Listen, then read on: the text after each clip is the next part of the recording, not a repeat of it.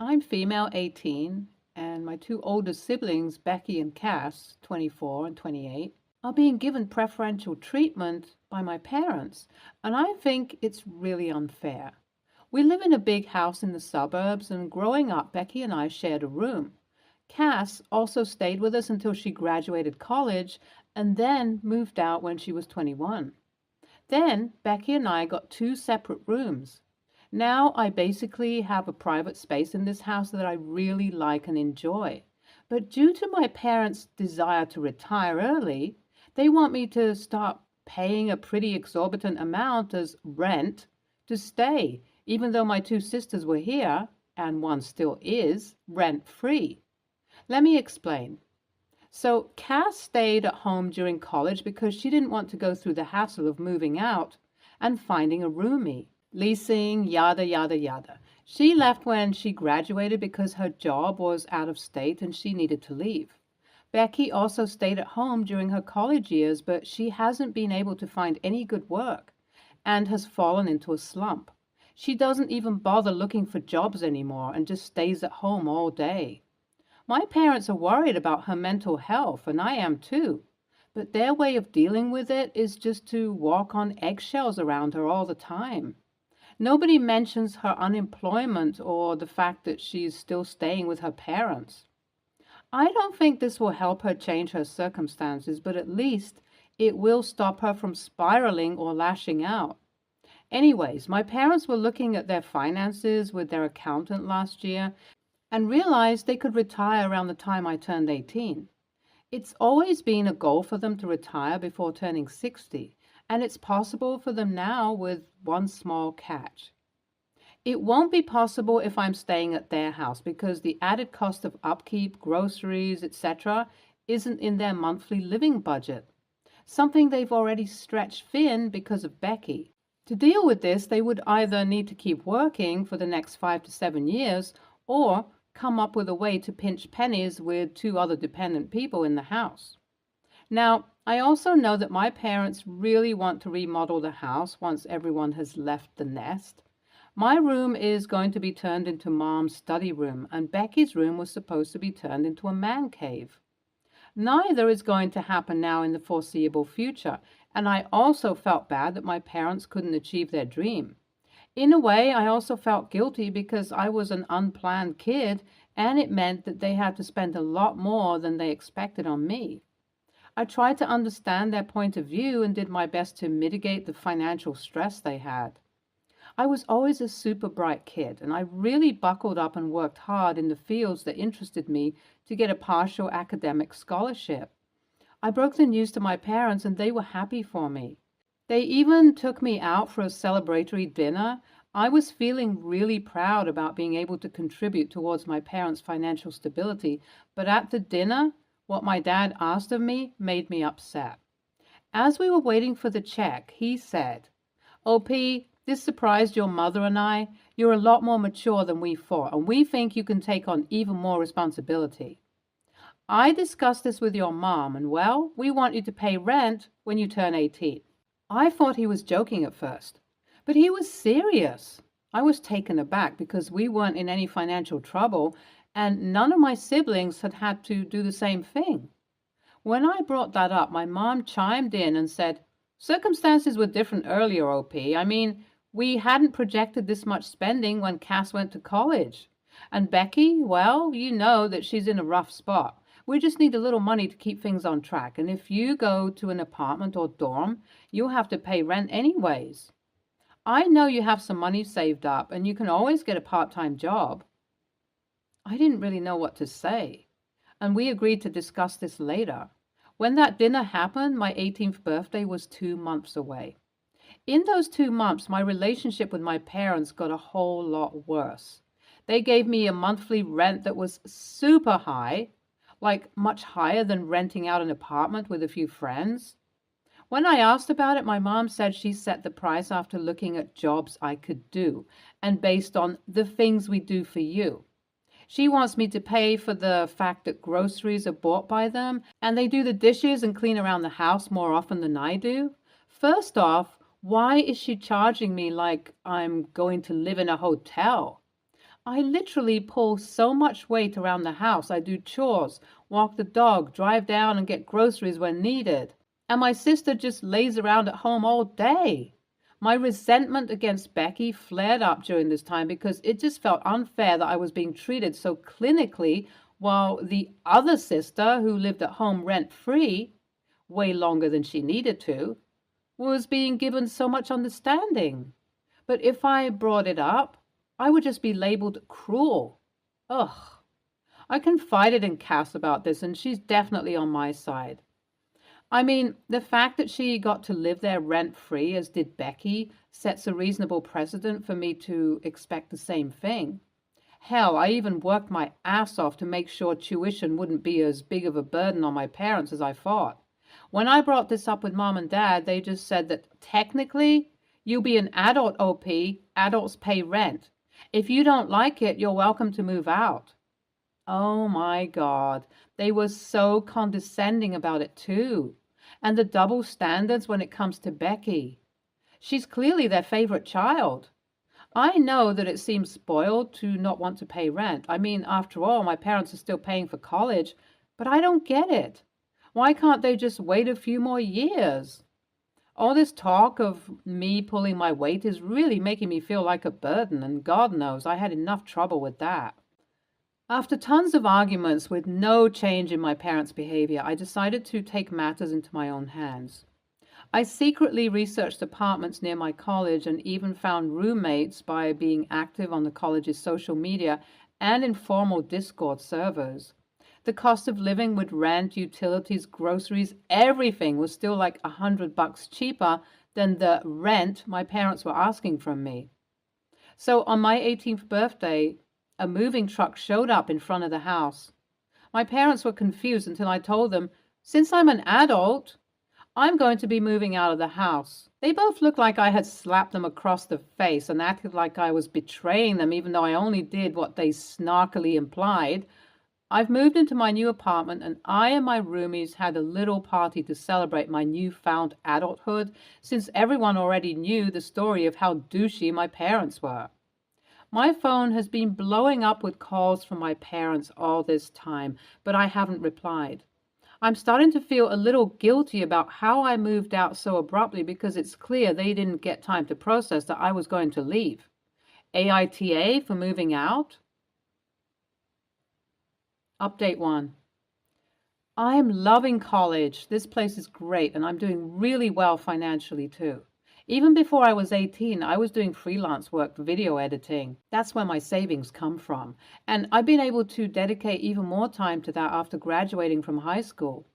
I make decent enough money to have a rainy day fund and fun money after rent and everything else. I'll say this, I'm definitely not missing staying at home. My roommates are also nice. Sometimes we argue about things like doing the dishes or the correct way to put TP on the hanger. Paper facing out for life, but they do their chores eventually and nobody's a massive slob. However, when I finally spoke to my parents, it was clear that they had been seething all this time. They both said that I had been super disrespectful and this wasn't the right way to do things, and they threatened me by saying that if I didn't come back and live under their terms, they would stop paying for my college.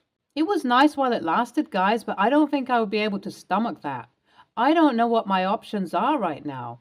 I guess I could take a loan, but I'm not sure how to go about it.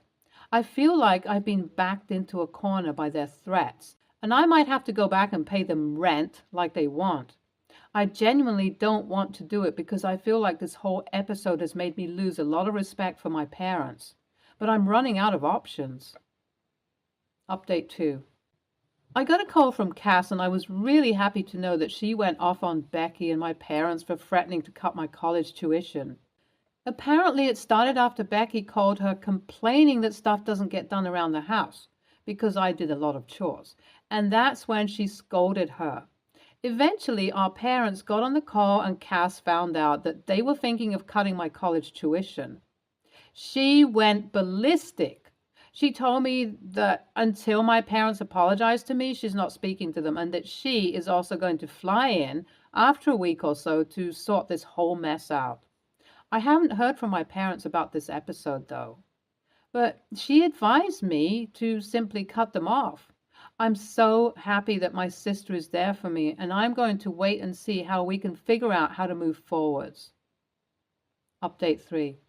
Cass has just left after staying at my apartment for a couple of days. I heard her say she was proud of me, and I felt reassured about the choices I'm making. She also co-signed on a student loan with me and walked me through the process. I won't have to pay it back until I get a job. And I also got her word that she'll help me out if anything happens to me in college or to my living situation. Both of us are still NC with my parents because they haven't bothered calling me or apologizing, but honestly, I could care less. NTA, your parents are using you as a free maid and a piggy bank. NTA, why are your parents acting like keeping you around the house is a chore? If anyone is the burden, I would say it's Becky, although OFC, I don't know the full situation. You did the right thing by moving out and showing your parents the reality of living without you. Next story. I like cooking. When I'm with my mom, stepdad, I cook a lot with my stepdad's mom, my step-grandma. But when I'm at my dad, stepmom's house, one weekend a month, plus some holidays and summers, things are different. My stepmom is not a good cook. I'm sorry, but she's not. She has sensory issues. She doesn't cook meat, barely any spices, and a bunch of other things. She also just undercooks, overcooks, undersalts, all of that. In the past, I've kind of tried to help her and cook with her and been like, what if we add lemon? But first of all, she doesn't like my input. She wants to do things her way. And second of all, they're sensory issues, so she doesn't want to cook differently than she does. If she ate what I made, she would not like it. At their house, my stepmom only cooks foods that she's comfortable with, which, since my dad never cooks, means any home-cooked meal is something she eats. She doesn't care what any one of us eats when she's not around, like a friend's house or takeout. Officially, if we're like at a restaurant or if I make my own food for dinner, she also doesn't care. Like if we all go to a restaurant, they wouldn't stop me from ordering a burger, but she would be kind of uncomfortable, not mad, just uncomfortable. For her, it's the smell mostly, but it's also kind of a mental thing. I don't know how to explain it. She's in therapy. That's why I think she's able to pretend like it's okay. But because it bothers her, what would happen is that my dad would order vegetarian. Their kids, 3/4, would get something like kid size grilled cheeses, and I would maybe order like a chicken burrito instead of a steak. Or like if my dad got takeout, he would throw away the bag in the downstairs trash or leave it in his car so she didn't have to smell it. I've been cooking more and more. I like cooking and do it a lot at home. But like I said, her food is so bad. That's also a motivator. I eat meat and also cook with spices and strong flavors. But my dad came into my room last night and said, out of courtesy, could I stop cooking so much and try to eat what I was served more? I said to my dad that her food was both bad and boring. I wouldn't say this to her face, obviously. My dad said I needed to go with the flow and couldn't always have my own way. And to be honest, I can't act like I haven't noticed her not being anywhere in the kitchen, like going to the bedroom if I'm making myself dinner, to be honest. But I said basically that this was her problem, not mine. Why should I have to cater to what someone who isn't even eating the food? He said I was being rude and disrespectful to her by pushing her limits and said it was her home too. And yeah, I could make blander food that's more safe, but what's the point? The food is for me. NTA, you cook and eat what you want. She cooks and eats what she wants. If your cooking produces strong smells, you should make a basic effort to keep the smell contained. That's just good sense operating in a shared kitchen space. Beyond that, if stepmom has a problem looking at your food or thinking about your food, then it's her problem. NTA, I do feel like there is a compromise somewhere here, since you all have to live in the same space and both want to be comfortable there. Maybe you cook a little less, or if there is a particular smell she absolutely hates, avoid that. Or let her know in advance when you're cooking meat so she can take a walk. I don't think you should have to eat bland, undercooked food that you don't like all the time. However, you should be considerate of the other people around you to an extent. Next story. I, 33, female, am getting married in a little over 6 weeks. I announced my engagement last year in January and asked my best friends to be bridesmaids. One friend, Lucy, 32, female, was already pregnant, would have a 6-month-old at the wedding. And a month or two after another, Sarah, 33, female, announced she was pregnant, would have a 3-month-old at the wedding. None of which bothered me in the slightest. I requested the babies didn't come to the ceremony, but are more than welcome for the rest of the day. Both babies have been born now, and both Lucy and Sarah have been exclusively breastfeeding. Lucy has eventually managed to get her little one to feed from a bottle. This is off her own back with no pressure from me. I understand the children are young and it can be difficult to leave them for a full day. Just in time for the hen party, which is Saturday. Sarah is having trouble with this and has announced that her significant other will be around the bars we will be in with her baby so he can bring the baby to her to feed. I'm not sure this is appropriate and told her one bar specifically doesn't allow children, to which she replied, "Oh, significant other will have to go next door then." Turns out she had planned for her significant other and baby to be in the bars with us, just at a different table. I told her if it's that much stress for her, maybe just come to lunch and then go home to her child. She said that no, she doesn't mind breastfeeding her at the bar and it will be fine. The other bridesmaids and I were quite confused and said, "Surely you're not suggesting bringing your 2-month-old child on a hen party?" I told her straight there would be drinking, swearing, and God knows what else going on. It's just not appropriate. Which she took offense at and is now hardly talking to any of us. My question is, was I too harsh? Is it okay for her significant other to follow us around bars and restaurants with their baby? AITA? Edit. To be clear, she won't be drinking at the bachelorette, so no problem with breastfeeding. No smoking in bars in our state. Edit 2. Thank you for the opposing opinions, some I hadn't considered. NTA, but I think there's a compromise to be made here. It sounds like she's really going out of her way to try and be there for you. I get why you don't want him in the actual venues you'll be in, but if he can hold up nearby and she's willing to pop out every 3 hours, then that kind of sounds like a win-win. NAH. I mean, that doesn't sound like much fun for her, but I suppose if she wants to step away for a bit every few hours to feed her baby, that's not the worst thing in the world. Not saying breastfeeding, being a parent, is a medical issue, but in this context, I would say it is similar to someone who has to step away to check to their insulin every couple of hours. A pain for her, but not a burden on anyone else. It's not as if she is planning on bringing the baby around with her in a stroller. I can see why this might feel weird to you, knowing she may be distracted by this, having her significant other as a semi-participant in the hen party, but it honestly sounds like she tried to come up with the least intrusive way possible to still participate in the hen party while also caring for her child. I can pretty much assure you that if this ends up being a problem for anyone, it is going to be her and her significant other, not you or the rest of the party. I doubt they will last more than a few places before this becomes too much for them or the baby.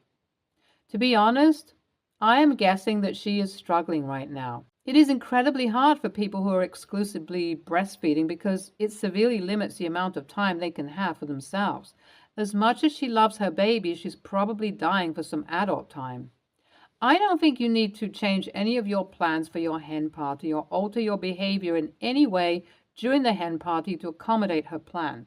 But I do think it would be gracious of you to tell her that if she wants to try and make this work, that it is okay with you. Stay tuned for more stories from our girl relationships.